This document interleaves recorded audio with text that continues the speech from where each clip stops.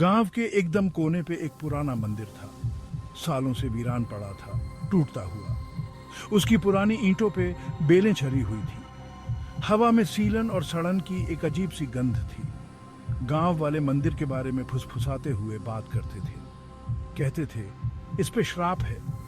मंदिर की टूटी दीवारों के पीछे कोई बुरी ताकत रहती है। अंधेरा होने के बाद कोई भी गांव वाला उसके पास जाने की हिम्मत नहीं करता था। मंदिर डर की जगह था।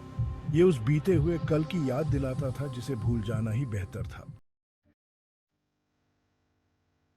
कहानी मशहूर थी कस्तूरी की, एक ऐसी पुजारिन जो अपनी भक्ति में बेमिसाल थी। कहते हैं उसकी खूबसूरती देवताओं को भी मात देती थी। जब वो भजन गाती थी तो उसकी आवाज आसमान को भी हिला देती थी। एक शक्तिशाली जमींदार अपने ही घमंड में चूर कस्तूरी को पाना चाहता था। उसने उसका हाथ मांगा लेकिन कस्तूरी ने मना कर दिया। गुस्से में जमींदार ने बदला लेने की कसम खाई। उसने मंदिर पर हमला कर दिया और उसकी पवित्रता को नष्ट कर दिया। कस्तूरी ने अपनी पवित्र जगह की रक्षा करने के लिए एक शक्तिशाली श्राप दिया। जमींदार को उसकी करने की सजा मिली और उसकी जान चली गई। हालांकि कस्तूरी के श्राप की एक भयानक कीमत चुकानी पड़ी। उसकी आत्मा मंदिर से बंध गई और वो उसकी शाश्वत रक्षक बन गई। गांव वाले हालांकि उसकी सुरक्षा के लिए आभारी थे, पर उसके गुस्से से डरते थे। पीढ़ियां बीत गईं और कस्तूरी की कहानी किंवदंती बन गई। गांव वाले मंदिर से दूरी बनाए रखते थे और दूर से ही प्रार्थना करते थे। उनका मानना था कि अंधेरे में वहां जाना मौत को दावत देना है। मंदिर के श्राप ने गांव को बंदी बना लिया था, उनकी मान्यताओं को ढाल दिया था और उनके जीवन को नियंत्रित कर रहा था। अर्जुन इन कहानियों को सुनते हुए बड़ा हुआ था। उसने फुसफुसाहटें सुनी थी, अपने परिवार वालों की आंखों में डर देखा था। लेकिन अर्जुन अलग था। वो हर चीज पर सवाल उठाता था। उसने श्राप और ताकतवर आत्माओं पर विश्वास करने से इनकार कर दिया। उसने उस डर को देखा जिसने उसके गांव को जकड़ रखा था। इसने उन्हें मंदिर की खोज करने से, अपने इतिहास को समझने से रोक दिया था। अर्जुन तर्क में, तार्किकता में विश्वास करता था। वो कस्तूरी की कहानी को एक सीख देने वाली कहानी के रूप में देखता था, जो समय के साथ बदल गई थी। वो जानता था कि उसे अंधविश्वास की बेड़ियों को तोड़ना होगा। भाग 5। एक आधुनिक सोच। अर्जुन विज्ञान और तर्क का नौजवान था। उसने गांव के बाहर की दुनिया देखी थी। उसने इतिहास, पुरातत्व के बारे में सीखा था। वो जानता था कि डर अक्सर अज्ञानता से उपजता है। वो श्राप को तोड़ने की ठान कर अपने गांव लौटा। वो सबको ये साबित करना चाहता था कि मंदिर डरने की जगह नहीं है। ये इतिहास की जगह थी, उनकी विरासत की जगह थी। उसने मंदिर में एक रात बिताने का फैसला किया ताकि श्राप को सीधे चुनौती दी जा सके। उसे यकीन था कि अजीबोगरीब घटनाओं का कोई ना कोई तार्किक स्पष्टीकरण जरूर होगा। भाग 6। चुनौती।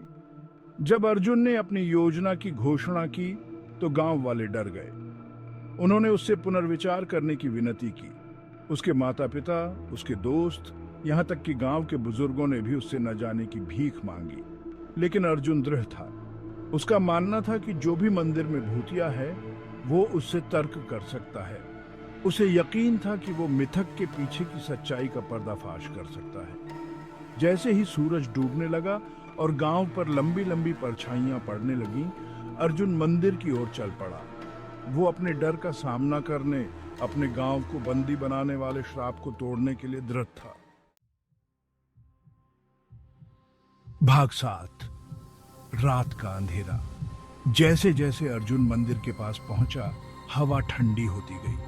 डूबते सूरज की आखिरी किरणों ने आसमान को नारंगी और बैंगनी रंग में रंग दिया था। पेड़ों से हवा चल रही थी, मानो चेतावनी दे रही हो। अपने दिल में बढ़ती बेचैनी को नजरअंदाज करते हुए अर्जुन ने मंदिर का दरवाजा धकेला। कब्जे चरमराए, आवाज शाम के सन्नाटे में गूंज उठी। वो अंदर दाखिल हुआ। अंधेरा उसे पूरा निगल गया। हवा में बहुत समय पहले बुझ चुके अगरबत्ती की गंध थी। सन्नाटा छा गया। सिर्फ अर्जुन के दिल की धड़कन की आवाज आ रही थी। भाग 8 आमना सामना। सन्नाटा एक आवाज से टूट गया जो धीमी और मधुर थी। ऐसा लग रहा था जैसे ये आवाज दीवारों से ही निकल रही हो, उसके चारों ओर गूंज रही हो। अर्जुन घूम गया, आवाज के स्रोत को खोजने लगा। वहां उसके सामने एक आकृति प्रकट हुई। अलौकिक सुंदरता वाली एक महिला, सफेद रंग के कपड़ों में लिपटी हुई। उसकी आंखें, जो गहरे दुख से भरी थीं, ने अर्जुन को जकड़ लिया था। डर के आगे विस्मय ने जगह ले ली, क्योंकि अर्जुन को एहसास हुआ कि वो किसी असाधारण की उपस्थिति में है। ये कोई साधारण महिला नहीं थी, ये कस्तूरी थी, मंदिर की प्रसिद्ध पुजारिन। भाग 9 बदला हुआ दिल। कस्तूरी ने अर्जुन से बात की। उसकी आवाज में दुख था। उसने उसे उस विश्वासघात के बारे में बताया जिसके कारण उसका ये हाल हुआ था। उसने मंदिर के लिए अपने प्यार, उसकी रक्षा करने के अपने कर्तव्य के बारे में बताया। अर्जुन ध्यान से सुनता रहा। उसकी शंका हर शब्द के साथ कम होती गई। उसने उसकी आंखों में दर्द देखा, उसके अकेलेपन का भार महसूस किया। वो समझ गया कि उसका कोई बुरा इरादा नहीं है। कस्तूरी कोई ताकतवर आत्मा नहीं थी, बल्कि एक रक्षक थी जो अपने प्यार और अपने श्राप से मंदिर से बंधी हुई थी। अर्जुन को एहसास हुआ कि असली श्राप मंदिर पर नहीं, बल्कि उस डर पर था जिसने गांव वालों के दिलों को कैद कर रखा था। भाग 10 सुलझा रहस्य। अर्जुन उस मंदिर से एक बदले हुए इंसान के रूप में निकला। उसने गांव वालों को कस्तूरी से अपनी मुलाकात, उसकी कहानी, उसके दर्द के बारे में बताया। उसने उनसे मंदिर को डर की जगह नहीं, बल्कि उनके अतीत की याद के रूप में देखने का आग्रह किया। गांव वाले सुनते रहे, उनकी आंखें अविश्वास से फैली हुई थीं। कुछ ने उसकी कहानी को पागलपन कहकर खारिज कर दिया। हालांकि दूसरों ने अर्जुन में बदलाव देखा, उसकी आंखों में नए सिरे से मिले सुकून को देखा। पीढ़ियों से गांव को जकड़े हुए डर ने कम होना शुरू कर दिया और उसकी जगह एक सतर्क जिज्ञासा ने ले ली। मंदिर अभी भी गांव के किनारे पर एक खामोश प्रहरी की तरह खड़ा था, लेकिन उसकी परछाई में अब डराने की ताकत नहीं रही।